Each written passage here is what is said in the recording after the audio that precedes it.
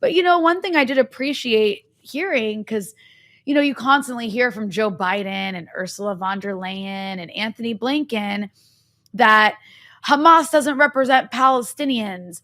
Palestinians, like, basically, they're trying to frame it as we're liberating Palestinians from Hamas, as if Hamas aren't Palestinians or something. First of all, they come from that population, but also she made a really good point that it is not just Hamas that's involved in this fight against Israel.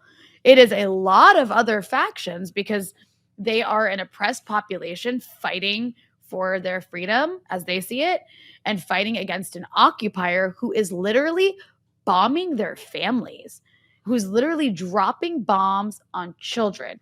And that's after a nearly 2-decade long siege. So I felt that was Yeah. like one of the most important parts of that entire interview, because look, the way this conflict, conflict is not the right word, the way this genocide is framed in the West is very much missing a crucial part of it, and that is that there are people fighting back. You can say what you want about that. You can agree with it or disagree with it, but there are people fighting back. And, I think one day when we look back at this moment, it's going to be seen around the world in a different light than it's seen today in the West, is how I'll put it. No, I think that's a very good point. And I mean, let's not forget that the whole reason Hamas is in control of the Gaza Strip is because they won an election to control the legislative assembly or be the largest party in all of Palestine. And then, of course, the United States, the European Union, and the, so-called Palestinian Authority, along with Israel, colluded to prevent them from, fulfilling the mandate of those who had put them in there. But, maybe even more to the point of what you're saying, Rania, and, again, we spoke about this before, but when you look at 2008 to 2023 combined deaths and injuries, 158,000 odd Palestinians, 6,000 odd Israelis. So it gives you a sense of the level of violence that's happening here. Since the year 2000 to 2023, on average, 100 children killed a year by Israel, Palestinian children killed a year. So it gives you a sense of this. But I say that just to say that I was recently looking at a poll from about a month before the events of October 7th, asking Palestinians what they thought the best way to break the current political deadlock was, because there obviously is a deadlock around the Palestinian issue. The so-called negotiations were all completely falling apart. Israel was just stealing land left and right, pushing forward the one-state agenda as the Israelis see it, which is to eliminate all Palestinians.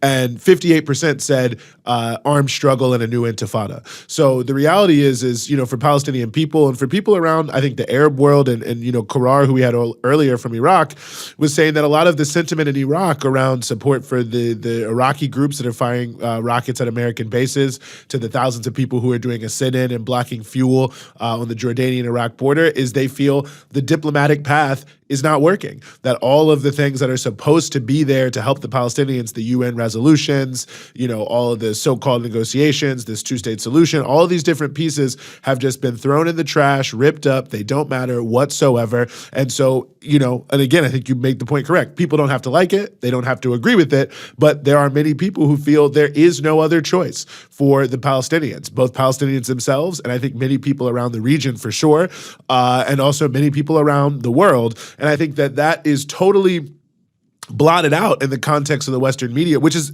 amazing, because the Israelis, who are stealing the land, who are killing the majority of people, who are regularly jailing children for throwing rocks, that are putting thousands of people in prison, no charge, no crime, no nothing. I mean, you're just saying we're going to hold them indefinitely. Somehow they have the right to do whatever they want, to defend themselves, quote unquote, defend themselves. I don't even know how you call it defense, in any way, shape, or form, what they're doing. That's considered totally kosher. And this is the level of outrage, I think, at Western governments, and quite frankly, many Arab governments that are colluding with them, why their own people are angry with them, how is it possible that the Palestinians, who have had again, let me just say, 2008 to September of 2023, 158,967 Palestinians either killed or injured. 6,615 Israelis. When you look at that disproportionate asymmetric reality of violence, how is it possible that Israel can commit a genocide in Gaza, and that's called self-defense, but if a Palestinian dare throw a rock, they're a terrorist? I mean, it's the most absurd reality, and I think that's what people in the United States have to start to grapple with, is that what you're hearing in the U.S. media, what you're hearing from the U.S. population is just out of this world in terms of, I think, you're in Lebanon, you tell me, but I think not just the Arab world, but the whole world, people look at this and say they can't even demand a ceasefire? Even that basic thing, like, let's just stop the violence on both sides. They can't even demand that. I mean, it really is atrocious. And of course, you've got and I'll stop here and go back to you, but I just want to note this one piece, this issue of Biden. And it's doubled down today by John Kirby and by Matthew Miller, two spokespeople for the U.S. government, saying that the number of people dead is fake and that the Palestinians are making it up and that they can't confirm it. Well, I want to note that the Health Ministry of Palestine released 7,028 Palestinians killed. And they not only released their names, but their ID numbers and basically everything about them. So there's no doubt whatsoever that the numbers are, in fact, real. And the very idea that they would try to confuse people about that, to create some basis, it's sick. It's sick. I don't even really know what else to say. I mean, everyone from the, Human Rights Watch to Breakthrough News to international organizations have been using these numbers for years. And all of a sudden, there's this entire attempt. And unfortunately, maybe not unfortunately, maybe right on time, you've seen the New York Times start to play into this and say the Hamas-controlled Gaza Health Ministry, as if they haven't used these numbers as the legitimate numbers in their own graphics in this conflict. Well, what they'll constantly say is we can't verify them. I'm not sure how verifying them means any source but Palestinian. That's what they mean. Because Palestinians are liars. We can't believe them. They kill themselves. They bomb themselves. But in the words of Naftali Bennett, who was at one point the prime minister of Israel, they're conducting a massive self-genocide. That is the way Palestinians are talked about. And you know what? Let me tell you, want to know how people here feel? The New York Times isn't going to tell you for real. They're not going to tell you, even though the reporters, by the way, know. The reporters know, but they don't tell you. The vast majority of people, not everyone, I'm not claiming to speak for everybody, but most people that you talk to on the ground in a place like Lebanon are sitting here watching. They've watched their whole lives, by the way. This isn't the first time. They've watched their whole lives. Sometimes it's been them who've been being bombed. Oftentimes it's Palestinians who are being bombed and dying. They've watched their entire lives, Arab babies, Arab children, Arab moms, Arab grandmothers and grandfathers and fighters be torn to shreds and cut to pieces by Israeli weaponry, mostly supplied to them by the United States. It's a David and Goliath situation, right? And nothing can ever be done about it. So a lot of people, the Israelis will be like, oh, they're handing out sweets because Israelis died. Well, for a lot of people in the region, they see a little guy hit back at their oppressor and they're like, wow, finally something broke through because nothing else works. That's what they see. We're not supposed to talk about it like that. We're not supposed to say it like that, but that's how most people feel. Most people feel right now, I'm not talking for everybody because not everybody feels this way, but a lot of people see the situation in Gaza. They're horrified. They're devastated by the carnage, and they see rockets still flying out of Gaza, and that gives them hope. It gives them hope because it means Palestinians are still resisting. It means they haven't been defeated. They haven't been militarily defeated. Because when you look at this just in pure military terms, the Israelis have far superior firepower. They're one of the strongest military in the region. They're backed by the strongest powers in the world. They have nuclear weapons. Yet they have been unable to make any military advances against a guerrilla group stationed inside of a cage, inside of a ghetto, inside of a death camp at this point, that are still managing. And it's not just Hamas. It's, as you've mentioned before, Eugene, there are a lot of groups involved in armed resistance against Israel. And particularly right now, Hamas is the largest one in Gaza, but there are others. And they are shooting back. And so people see that and they see it as a sign of hope.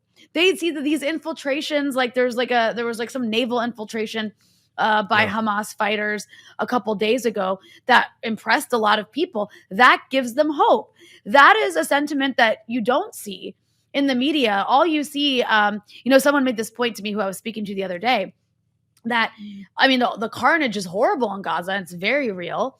But part of only showing that and not the military operations is to create a sense of hopelessness and helplessness among Palestinians and Arabs.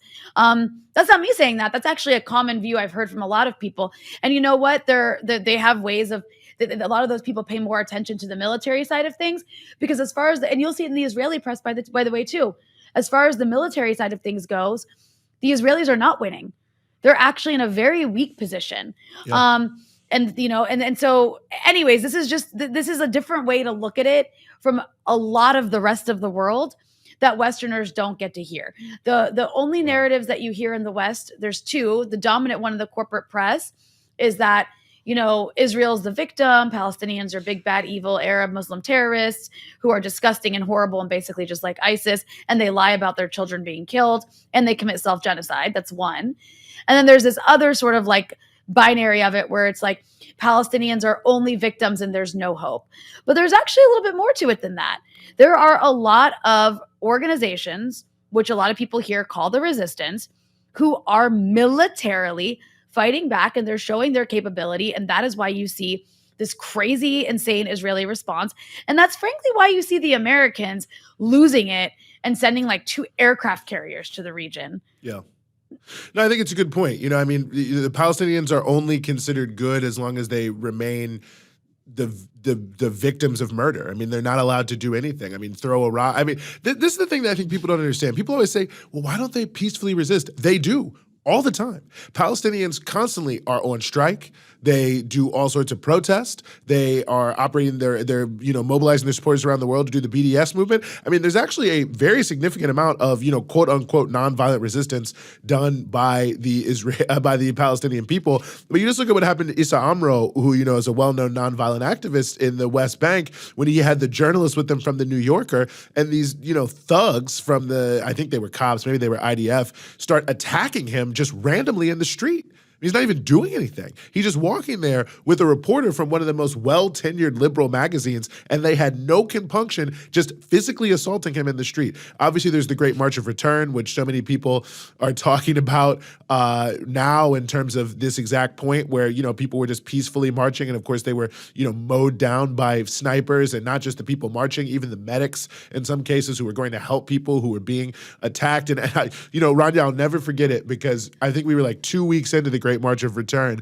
and the world is kind of shocked that they're shooting down these peaceful protesters. And then the Israelis come up with this thing, well, they're flying terror kites. I mean, it's the most absurd thing you've ever seen. I mean, you think about some of these contexts, it's like, a rocket gets fired and lands in a parking lot and, breaks a window, and then Israel comes and flattens a building and kills 30 people, and that's considered self-defense. And the thing is, it's just the mirror image of it. And I'm glad you made the point that people aren't allowed to talk about resistance, because when it comes to Palestinians, nothing is justified. But when it comes to the Israelis, everything is justified. And it's like this funhouse mirror way of having the thing. And so even if you are 100% against armed resistance, if you are a Gandhian of the purest, vein, and you just feel they should never do anything, you still would have to acknowledge the unbelievable hypocrisy of saying the Palestinians are never allowed to do anything, but the Israelis can just murder whoever they want. You'd think you would at least have that level of even-handedness, but that shows you that it's bad faith. The people who are really criticizing the Palestinian resistance are not criticizing it because they don't like that it's, oftentimes armed resistance. Although, again, they do many things that are unarmed that are also resisting. That's not really the issue. The thing that they don't like is that Palestinians are daring to speak up against their own oppression, and that they're not just quietly going into the night and being ethnically cleansed and pushed out of their land and murdered and killed. That's what they don't like, is that Palestinians won't just allow this to be done to them. And so no matter what they do, it's caricatured. No matter what they do, it's, said that it's inappropriate. No matter what they do, the international powers do nothing to help them. It doesn't matter at all. The U.S. is doing nothing to help the nonviolent activists in Palestine. Nothing. They're not doing anything to support the cause of those who are calling for boycott, divestment, and sanctions. In fact, they're criminalizing them. It's the exact opposite. Not only are they not helping them, they're actually trying to stop them from succeeding. So, at what point, I don't know. Let's just move on to our next guest before I go too far out on a limb here. But it's just... Well, here, can I just add one last Please. thing? Can I just add one last thing? Regardless of how you feel about armed resistance in Palestine or in the region in general, these are the brothers and fathers of people. They come from the people. They are Palestinian. We have to stop talking about Hamas as though there's some alien organization that just landed in Gaza. We have to stop talking about Hezbollah like the Americans want us to, where they're just like Iranian proxies that have nothing to do with Lebanon except to serve the Iranian agenda. These are Lebanese men who are fighting for their country as they see it. And a lot of people see them that way. A lot of people are very sad that over 40 Hezbollah soldiers have been killed and they see them as heroes. A lot of people see the Hamas fighters who are fighting in Gaza and the Islamic Jihad fighters and the PFLP fighters. They see those Palestinians as heroes in for their cause, for what they see as a cause for freedom. And so we have to allow that perspective. And you don't get it at all in the mainstream at all. It's just like completely lost on it. These are just aliens. They came from nowhere. And at the best they can do is we want to liberate Palestinians from Hamas, the real oppressor. And it's just completely absurd.